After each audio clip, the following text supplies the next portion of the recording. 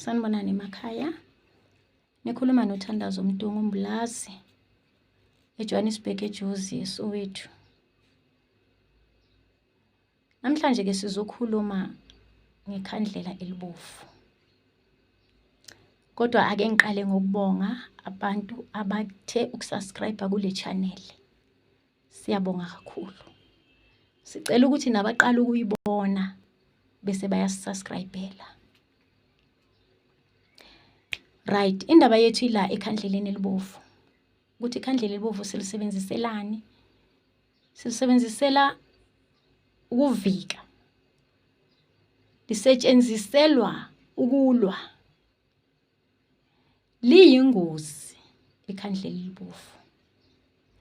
Muhle umuntu othi meke ebeka izibani zakhe elifake ikhandlela elibovu ezibaneni zakhe ngenhloso yokuthi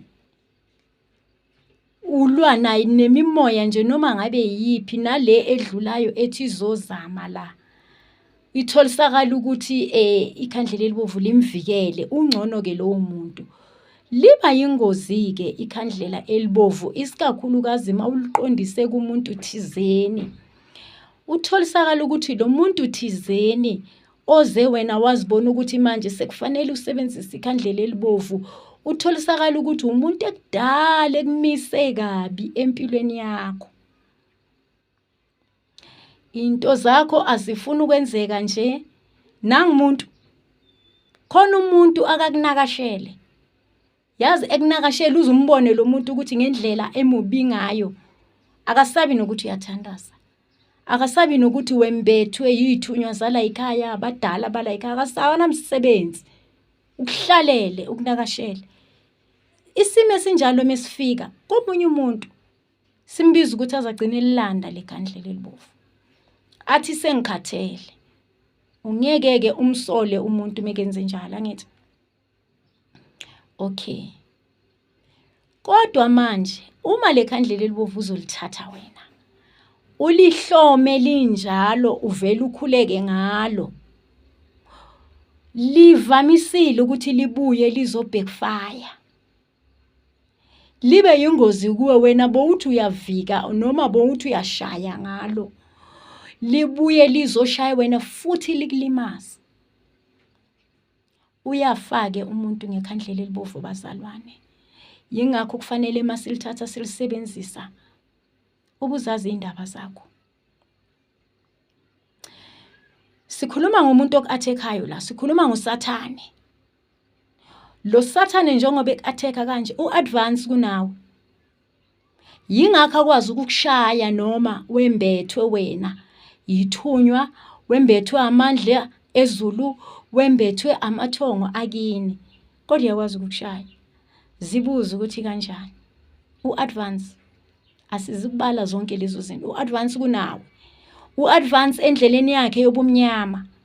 Manje wena mawusukuma uthi yoma umelene naye, kumele wazi ukuthi umi kahle noNkulunkulu. Wazi ukuthi umi kahle noThixo. Ngoba mawulithatha lekhandlela uliqondisa kuye futhi nje ngabizi igama lomuntu. Ungabizi igama lomuntu. Thandaza nje wena uyithandazele kuNkulunkulu ukuthi akulwele libe likhona lona limile livutha. Ngoba loya muntu lo lesiyasitha sona asenzi njengawe.